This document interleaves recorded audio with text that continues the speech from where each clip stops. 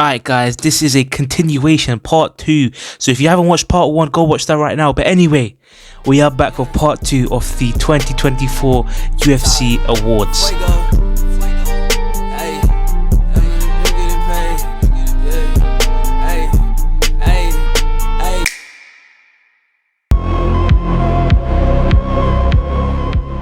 So look, the first one is best round. I was actually supposed to do this last video, but like some EJAT, I forgot to do it. I just skipped right past it. So I guess we're gonna have to do it in this video. So that means last video I only did 8 of the 19 awards. So that means this video I'm gonna have to do 11. Anyway, look, this one, it looks very similar to best fight of the year. Runner-up for me though, Zalhuba versus Ribovic. I think this round 3 was amazing. Of course, we saw some knockdowns. We saw some just crazy, just like constant fighting. And yeah, so for me, it's very, very close, but this is my runner-up. Because for me, the winner for best round is the round 3 Orolbai versus Rebecki. Look, this was crazy. Orolbai just sustained crazy damage. Yeah, just crazy constant for the first few minutes. Yeah, he got knocked down. I don't know how he didn't get knocked out. And then he flipped. By the end of the round, he flipped it, and then Rebecki was getting punched up. It was crazy. So for me, I thought this fight had to win something, right? So for me, the best round would be Orolbai versus Rebecki. Man, the Brazilians had some good prospects this year. Look, the first one I have as a runner-up is Michael Morales. Just because, you know, he stayed undefeated. He obviously knocked out Neil Magny. He's ranked now, so if you said this was your fight of the year, I would still be a bit like, no, that's invalid. But he's definitely up there as one of the prospects of the year. Yeah, he's definitely up there as one of the prospects of the year. But anyway, listen, for me, any 4 of these fighting nerds could be the prospect of the year. Genuinely, these 4 guys cooked so hard this year. Obviously, we saw Prates get 4 KOs this year. Gene Silva, he got 3 wins this year. Bahalio, he got a few wins this year. He obviously beat Cannonier. He's the highest ranked out of the 4. And obviously, Mauricio Ruffi, he had a crazy debut. He's 2-0 this year. Bro, any 4 of these guys. But if there's one that I had to pick, it would have to be Carlos Prates. Bro, look, this guy, he went on a crazy streak this year. Obviously, he's ranked now. He knocked out, obviously, Neil Magny in his latest fight. He had 4 wins this year. I'm pretty sure all 4 came by knockout. So for that reason, obviously, all the other fighting nerds did amazing this year. But for me, out of the 4, this one had to win prospect of the year, Carlos Prates. This year within the UFC, we had quite a few good pay-per-view events, but there's 2 that stick out, of course. The first one, UFC 308. For me, this is very, very close, but it's a runner-up. Maybe it could win, you know. It's very close, but for me, it would have to be 308 as the runner-up. Just because, bro, main event and co-main event were insane, as well as all the other fights that were on this card. Obviously, we saw Shara Bullet get a double back fist KO. Some other crazy stuff happened on this card. So for me, it's very, very close, but this is the runner-up. Also, if you guys want to see my opinions on the other events during this year, go watch my video I made a few days ago on a tier list that I made on every single UFC event this year. But anyway, the winner for me has to be UFC 300. Look, obviously, the main event wasn't the main and co-main wasn't as stacked as UFC 308, right? But the whole card was just crazy. So many former champions. Every single fight you wanted to keep your eye on. And obviously, a lot of the fights did deliver. So for that reason, UFC 300 for me, best pay-per-view of the year. The first runner-up for me is this one, UFC Fight Night in Abu Dhabi. Obviously, the main event, we saw Sandhagen take on Nurmagomedov. And Nurmagomedov won. A lot of people didn't think he was going to win. I didn't think he was going to win, but fair enough to him. He outclassed him in a lot of different aspects of MMA. Obviously, we also saw Sharapet Magomedov on there. We saw, I'm pretty sure, Figueiredo versus Marlon Vera on there. Tony Ferguson on it. Yeah, this was a good event. The other runner-up, and you guessed it's the other Arabian event, is the Saudi Arabia fight night. Obviously, the main event was supposed to be Whittaker versus Chimaev. Chimaev pulled out, but to be honest, the main event was good because obviously Whittaker knocked him the hell out within like 1 minute. So that was good. What else do we have? We had obviously Pavlovich versus Volkov. Pavlovich is some salty ass brother, but yeah, I mean, this was a pretty decent event. But anyway, this finally takes us onto the event which I believe was the best fight night of this year, and it was actually the last event of 2024, which is crazy. The Covington versus Buckley, bro. Look, the main event was brutal. Buckley just flipping destroyed him until he couldn't fight anymore, pretty much. Obviously, we saw some crazy KOs. We saw so many finishes on this card. Dustin Jacoby had a crazy one. Cub Swanson had a crazy KO. Obviously, Manel Cap finally got a KO. Obviously, Michael Johnson, Joel Alvarez, bro. There were so many good knockouts on this card. So for that reason, I would have to give this one the best fight night. So the first nomination we have, we were just talking about it earlier, Sergey Pavlovich against Volkov. At the end, when Volkov tried shaking his hand, Sergey just got all mad, started pushing him, stuff like that. I don't know what was going on there, but yeah, he's definitely contender for the saltiest fighter. The next contender has to be Junior Tafa against Walter Walker, because after the fight, he just started slapping Walter Walker as if he didn't just bloody lose the fight. So yeah, I mean, obviously it was a bit of a dodgy ref stoppage, but it's not like it was Walter Walker's fault. So yeah, this is definitely a contender. But for me, there's only one man that can win this award. If you guys have been watching the channel, you guys already know who it is. It's Salty Marhill. Yeah, this guy was so salty after the UFC 300 loss that his flipping name got changed from Jamal Hill to Salty Marhill. Yeah, so yeah, Salty Marhill has to win the saltiest fighter.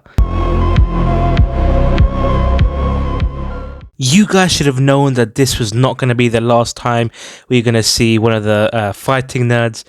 And here we are. Mauricio Ruffi, for me, had the cleanest debut of the year. The debut of the year for sure. It was such a clean performance. Like, it might even be the cleanest performance of the year. Genuinely, just fully pieced him up. Had some nice takedowns. Obviously knocked him out first round. Yeah, for me, debut of the year. I don't really know what other debuts could be better than this, but yeah, this is debut of the year for me. So the runner-up for this one has to be Magny versus Mike Mallow. A lot of people did actually say that this was the biggest upset of the year. I think there's another one that's bigger than this, but still, very good upset from Magny. I think that was his only win this year, though. So yeah, I mean, it was a good knockout, fair enough. But for me, the winner has to be Anthony Lionheart Smith versus Vito Petrino. Bro, not many of us probably thought that Smith was going to win this, and obviously he did via guillotine choke in the first round. Fair enough, man. This has to be upset of the year for me. The only time I'm ever going to say that Smith is winning an award, to be honest, I think, anyway. So the runner-up for this one for me has to be Bilal Muhammad versus Leon Edwards, just because everyone thought Leon was going to win, right? If you look at those videos where, you know, all the MMA fighters and MMA celebrities and all those guys, personalities, all did their predictions on this fight, pretty much everyone said Leon was going to win. The only one that actually said Bilal was going to win was Henry Cejudo, so big up to Triple C for that. But yeah, I mean, this was a very big upset. You know, Bilal dominated him for 3 or 4 rounds. So yeah, this is definitely a contender. But the winner has to be, for me, Topuria versus Volk. Man, we've been talking a lot about Topuria in these awards, but it's been a good year for him. And it all started with this knockout. Topuria, Volk, UFC 298. Yeah, man, this was a crazy knockout. No one expected him to do this, obviously, because Volk had been so dominant for years in the featherweight division. He'd never lost in the featherweight division in the UFC. And then Topuria handed him his first loss by KO. So yeah, this has to be the biggest title fight upset for me. Okay, so the first person that could be the biggest fraud, I put him as the runner-up, right? It's Rebelis de Spain. Obviously, he was in the heavyweight division for not too long. He literally just came in this year.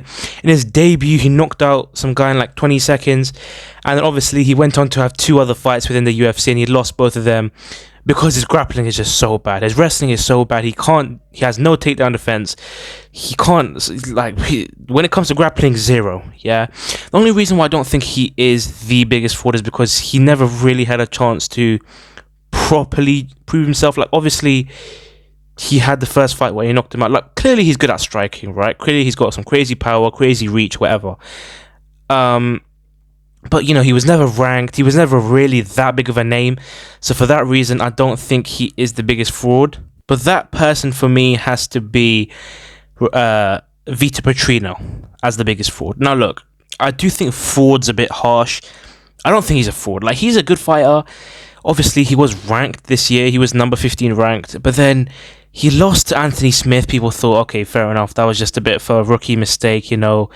Anthony Smith's got some experience, blah, blah, blah. But then he lost to Dustin Jacoby, and people are like, okay, now it's getting a bit iffy because, you know, Dustin Jacoby, if we're being real, he's not the best fighter, bro. Like, he's not really that good of a fighter. We saw him get knocked out by Dominic Reyes earlier this year. Bro, you know, Petrino, it wasn't exactly an amazing loss to be having in his career. So, for that reason, I would put him as the biggest fraud just because he was ranked. People did actually think he was going to go far, and then he lost twice this year to two people which people thought were washed, you know, at the end of their careers, and then he lost to both of them. So, by finish as well. So, yeah. Best villain. This year, I don't actually think there were that many fighters that took the quote-unquote villain role. Obviously, we love a good villain within the UFC. We saw it with Colby Covington, you know, last year, a few years ago. But this year, he hasn't really fought. He fought one time this year against, obviously, Buckley. He lost, and he didn't really say too much. So, I think this award for this year has to go to Brian Battle. Last two fights, obviously, we saw the Paris, UFC Paris. He won against Kevin Doucette. The post-fight interview, obviously, put his middle finger up to the crowd. Crowd hates him. That was funny. And then obviously in his last one, again, he won it. And then in his post-fight interview, he just got booed. And he was like, why are you guys booing me? Blah, blah, blah. So yeah, for me, best villain of this year, Brian Battle. And finally, we have worst call out. The first one is this one. Bro, I'm going to be sorry. I don't even remember this guy's name. Yeah, I don't even know what this guy's name is. But all I remember is that he got stitched up proper by the translator, yeah, because apparently he just this was his debut, right? He got a knockout and he had his post-fight interview. The translator, obviously, because he can't speak English, so there's a translator. Translator says calls out Alex Pereira, and then in the comments everyone's like, bro, the fighter did not call out Alex Pereira. I don't know what the translator's whining. So yeah, the translator was bugging out. Apparently the fighter just said, oh, one day I'm going to be a champion. And then the translator said, oh, I want Alex Pereira. So yeah, I don't know what's going on there. But yeah, if this is one of the weirdest call-outs ever. Alright, anyway, look. The next one, which I think was a really bad call-out. I've never seen anyone talk about this one, but I thought it was a terrible call-out. Sean O'Malley, UFC 299 against Ilia Topuria. Now look, bro, what is it with champions nowadays, yeah, and just calling out the champion above you when you haven't even defended against your own division? You have to clear out the division, then you deserve a shot at the next division. Obviously, we've seen it with Volkanovski. He cleared out the division, then got a shot. We saw it with Adesanya. I wouldn't say cleared out, but he did beat a lot of people within his division, and then he got the chance to move up. I think Pantoja deserves it as well. He's cleared out his division. But anyway, that's a separate video. But yeah, I mean, this one just really annoyed me. I can't lie. I thought it was a terrible call out. No one really talked about it, but yeah, I thought this was a terrible call out. But the winner, of course, has to be Joaquin Buckley. Bro, this guy might have the most brainless call out of all time, right? Joaquin Buckley, when he called out Conor McGregor, that might be the worst one of all time. Yeah, there's no way he thought beforehand, yeah, that would be a good call out. There's no way he thought that would go well, and of course, completely backfired on him. Obviously, what's it called? He had beef with DC afterwards. He had beef with the fans afterwards. Everyone just hated him.